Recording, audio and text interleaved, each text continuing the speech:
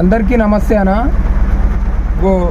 నేను గొర్రెలను వేసుకొని పోతున్నా ఇప్పర్తి గ్రామం నుంచి లక్ష్మపురానికి, రామన్నపేట మండలం లక్ష్మపురానికి.